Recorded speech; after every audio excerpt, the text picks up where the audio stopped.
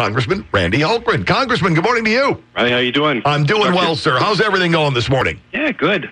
It's busy times, a lot happening, but some good stuff happening. You in Washington? You at home? Where are you? In Washington, yeah. We've got a lot of work to do over the next weeks. We'll be back. Come back every weekend. My family's back there, but we'll be back over 4th of July. Otherwise, we're kind of working straight through until August. So you dealing with those swampy conditions that Washington gets around this time of year? Not yet. It's actually been really nice. They had a beautiful day here. They had the celebration for the Capitals on the mall yesterday. And had to have been crazy. Incredible. It was pretty wild. I went out for a little while just to kind of see the crowds, and made me. It's cool to see them celebrate, but makes me sad. I'm a huge Blackhawks fan, and so just want my Blackhawks to come back. But you and me both. But we've had our share of cup hoisting, so it's nice to see somebody else do it. I know. It's hard still, so anyhow. A lot of things going on in the news. We'll get to North Korea here in a second. I gotta ask you about this letter, which I think is pretty interesting. Politico's got it, and some other places have it. The Illinois Republican Congressional Delegation has a thought on the potential for Rod Blagojevich sentence to be commuted or pardoned. And that thought is, don't do it. Yeah. And you are one of the signatories on this letter, am I right?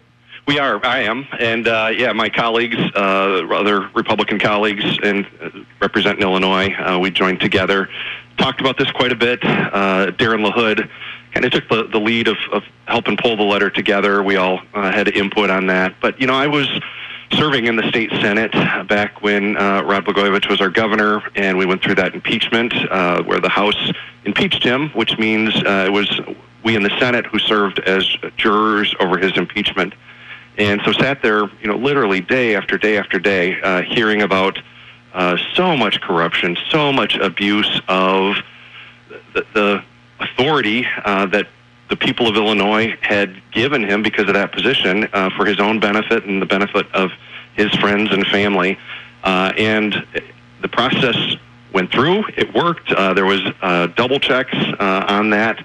And so, again, I just feel like it's inappropriate to have to undercut that process when Illinois still is struggling and needing to clean up corruption and things. So we joined together to sign this letter. I don't know what the president's going to do, but again, I think this would be a mistake to commute his sentence. Some of the pardons that have come down, I looked at and I agreed with wholeheartedly. I tend to agree with you and the rest of the Republican delegation on the Blagojevich thing. It sends a bad message. It's not a good precedent, I don't believe, to put this one out, because now, granted, there have been people who have said the sentencing that Rod Blagojevich got was far more than, than comparable people have gotten for similar things. But at the same time, I think that when you're an elected official, you hold the public trust and you want to be held to a higher standard, and in some cases punished to a higher standard should you violate it.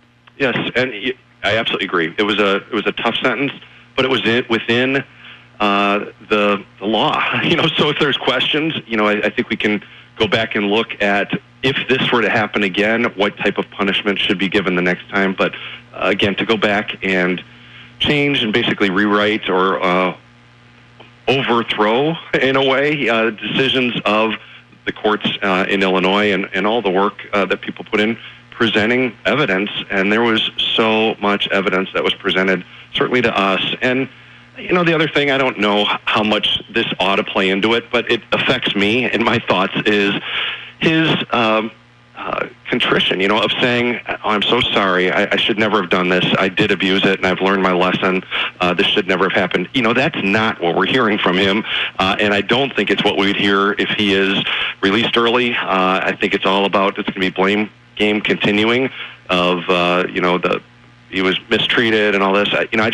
There's nothing accepting responsibility for his actions, and that I have a problem with that. My hope is that is part of our corrections system, is a recognition of I did wrong, I broke the law, I am sorry for that, and I'm going to change, and if I ever have an opportunity again, that will never happen, and I want to encourage everybody else to do the same thing, to not do this, to learn from my mistakes. But we're just not hearing that from him, and that I've got a problem with that, of rewarding behavior, basically, of saying, continuing to blame and not take responsibility. Yeah, and we've never really heard. I screwed up. Yeah, Yep. that was me. We've heard more of this has been a witch hunt. This was this. I never sold the Senate seat. All of the things that go along with it. But there's a hospital shakedown in there. There's a whole bunch of other things beyond that.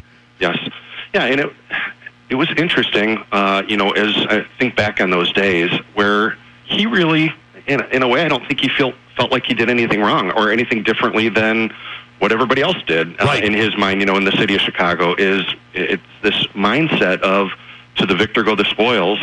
Hey, if you win, of course you're going to sell Senate seats, and of course you're going to help your friends. That's one of the perks of the gig. Yeah, it's just this foreign mindset for me that it's all about public service. It's all about what I can give back. It's what, that grateful for people who serve in all different levels, whether it's our military or in public service at different levels. And this was a whole different mindset of, no, I'm doing this because of what I can get for myself and for everybody else that, is close to me. Right up to the very end, that was the sense I had, was him feeling like he just did what everybody else did. He just did it bigger. Yeah, it's not unlike there's 5 cars speeding down the road and the cop pulls one over. Why didn't you get the other guys? Why did you get me? Yep. Yeah, they're all doing it too. Yeah. Yeah. Well, somebody has to be gotten, and you were the guy. I agree with you guys on this letter. It's available everywhere. You guys, if you want to check it out, you can see it on Politico. You can see it all over the place. Copy of the letter, along with the people who signed on and how they feel about it. Spending some time with Congressman Randy Hultgren. Also, have to ask you, we're coming off some really, really interesting few days with a summit meeting between the president and Kim Jong-un. Yes. What's your take? Well, I still, to me, it's that trust but verify. Sure. I don't trust. It's even beyond that. Where I still don't trust North Korea and their leadership and the dictators there. But I think I am encouraged that at least there's conversations going on. It's a whole different feeling that I have than just 6 months ago or 12 months ago, where there was a real threat that there could be nuclear weapons headed our way. I don't. It's a different fear, I guess, right now is, what kind of deal could we get? That's a good discussion to be having. And I give the president and our Secretary of State, Mike Pompeo, a lot of credit.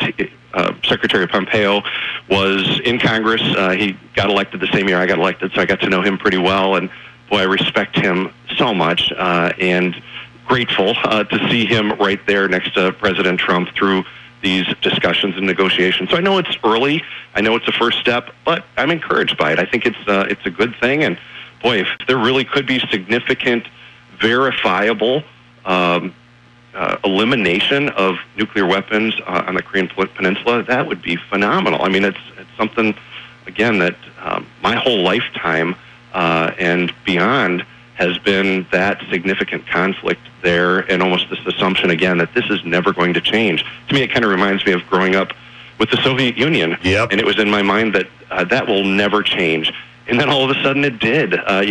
Gave so much credit to Ronald Reagan and the strength that America had at the time, and feel some of that again right now, where President Trump has stepped up, reached out, and I think, again, this is an encouraging first step. It's certainly not done. I want to see proof as things move forward, and they're going to have to prove it over and over again for me to really have some level of confidence. But again, I think it's good. I think it's a right direction, and I hope it just continues. Congressman Hultgren, as always, I appreciate you carving time out of your busy day for us. I'll look forward to our next get-together. I will as well. Thanks, Riley. Have a great day.